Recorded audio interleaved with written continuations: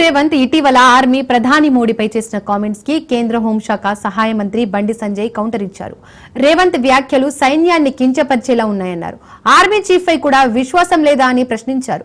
ఉగ్రవాదులు అంతమయ్యే వరకు ఆపరేషన్ సింధూర్ కొనసాగుతుందని, పీఓకేను కాంగ్రెస్ ఎందుకు స్వాధీనం చేసుకోలేదన్నారు. ఫోన్ ట్యాపింగ్ కేసు ఏమైందని ప్రశ్నించారు. కవిత లెటర్ వెనుక కాంగ్రెస్ ఉందన్న సంజయ్, బీజేపీ బీఆర్ఎస్ కలిసే ప్రసక్తే లేదని తేల్చి చెప్పారు. గారి యొక్క వ్యాఖ్యలు దేశద్రోహ వ్యాఖ్యలు. ఇది పాకిస్తాన్ ఉగ్రవాదులను పెంచి పోషించే విధంగా ఉంది. ఇది భారత సైన్యం యొక్క ఆత్మ విశ్వాసాన్ని, ఆత్మస్థైర్యాన్ని దెబ్బతీసే విధంగా ఉంది.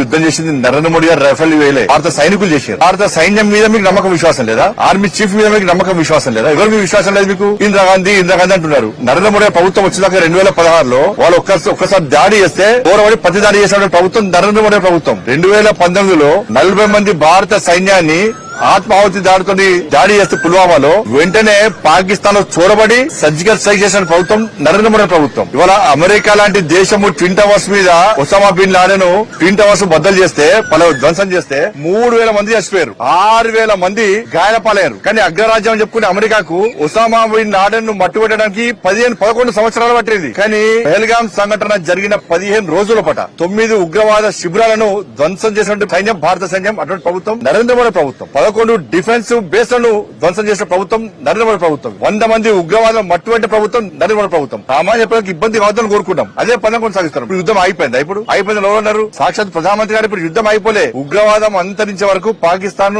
ఉగ్రవాదులను వాళ్ళ దేశం నుంచి పెంచి పోషించకుండా ఉండేంత వరకు ఈ యుద్ధం నిరంతరం కొనసాగుతూ ఉంటది. ఆపరేషన్ సింధూర్ ఆగిపోలేదని చెప్పి సాక్షాత్ ప్రధానమంత్రి గారు చెప్పారు. కానీ ఇటువంటి పరిస్థితుల్లో మొన్న జెండా పట్టుకోని అంటారు, మోడీ గారు సహకరించాము, ప్రభుత్వం సహకరించామంటారు. మరి ఈ కామెంట్స్ ఏంది కదా? ఫక్త్ కాంగ్రెస్ పార్టీకి ఎప్పుడు కూడా దేశానికి వ్యతిరేకంగా మాట్లాడే ఒక ఫ్యాక్షన్ గా మంది కాంగ్రెస్ పార్టీ. ఇందిరాగాంధీ అంటారు. ఇందిరాగాంధీ హయాంలో పీఓకేను ఎందుకు స్వాధీనం చేసుకోలేకపోయింది కాంగ్రెస్ పార్టీ ప్రభుత్వం? అప్పుడు ఇలా పీఓకే వల్ల కశ్మీర్ అలా అతలకుతలమైంది కదా. కశ్మీర్ పండితులు అతమచ్చింది పీఓకే వల్లనే కదా. ఏక్ దేశ్ మే దో ప్రధాన్, ఏక్ దేశ్ మే దో విధాన్, ఏక్ దేశ్ మే దో నిషాన్. దీని కారకులు ఎవరు? కాంగ్రెస్ పార్టీ ప్రభుత్వమే. ప్రజలు నవ్వుకున్నారు. దీనికి రాష్ట్ర ముఖ్యమంత్రి గారు సమాధానం చెప్పాలి. తెలంగాణ రాష్ట్ర నరేంద్ర మోడీ గారికి హృదయపూర్వక కృతజ్ఞతలు తెలియజేస్తున్నాం. 2014 సంవత్సరంలో బడ్జెట్ ప్రవేశపెట్టే సందర్భంగా నరేంద్ర మోడీ గారు ఈ దేశంలోని రైతులకు హామీ ఇచ్చారు. రైతుల ఆదాయాన్ని రెట్టింపు చేసి చూపెడతామని చెప్పి ఆ రోజు నేత నరేంద్ర మోడీ గారు ఏదైతే హామీ ఇచ్చారో దానికి అనుగుణంగా ఇవాళ 80% రెట్టింపు చేస్తాం. ఇంకో సంవత్సరం వరకు రైతు ఆదాయాన్ని పూర్తి 100% రెట్టింపు చేసేయడానికి ప్రభుత్వం ప్రయత్నిస్తున్నది. ఇవాళ వరి క్వింటాల్కి ఎంత అంటే 2369 రూపాయలు, 700కి 2389 రూపాయలు, 1310 నుంచి 2600 తీసుకొస్తామంటే 800 తీసుకొస్తామని అర్థం చేసుకోండి. వాళ్ళ 80% రెట్టింపు మనం చేస్తాం. కాబట్టి రైతు ఆదాయాన్ని రెట్టింపు చేయడానికి ప్రభుత్వం కృషి చేస్తున్నది. అలా అన్ని రకాల సబ్సిడీ, యూరియా ధరలు మార్కెట్ ధరలో పెరిగినప్పుడు కూడా రైతులకు ఇబ్బంది కాకుండా ఆ సబ్సిడీలో యూరియా ఇస్తూ ఆ భారాన్ని కేంద్ర ప్రభుత్వమే మోస్తా ఉన్నది. వాళ్ళ 10 సంవత్సరాల కాల వ్యవధిలో తెలంగాణ రాష్ట్రంలో ధాన్యం కొనుగోలు కోసం 2,30,30,000 కోట్ల రూపాయలను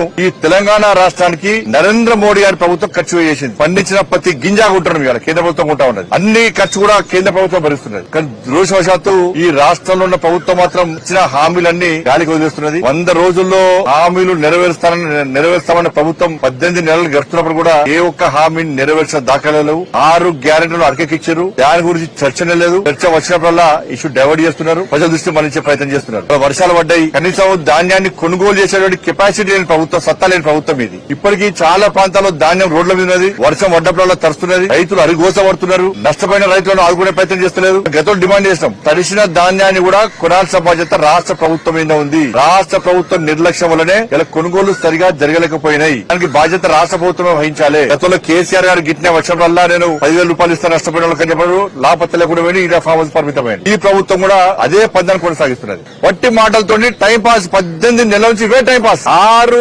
గ్యారెంటీల చర్చ వచ్చిందంటే మళ్ళా ఆ ఇష్యూని డైవర్ట్ చేసి, కానీ ప్రభుత్వం 6 గ్యారెంటీల మీద దృష్టి పెట్టండి. మీరా ఎట్లా ఎవరిని అరెస్ట్ చేయరు. ఇక నమ్మకం ఏది మీ మీద? కాంగ్రెస్ పార్టీ నమ్మకం ఎప్పుడో వీకింది. ఫోన్ ట్యాపింగ్ కేసు అన్నారు, అటే వీకింది. విద్యుత్ కొనుగోలు కేసు అన్నారు, అటే పోయింది. ఆలోచన అన్నారు, నిన్న నోటీస్ ఇచ్చారు, ఏం చేస్తారో తెలియదు. ఫార్ములా ఈ కేసు అన్నారు, సుప్రీంకోర్టు ఇచ్చిన ఇంతవరకు ఏం కేసు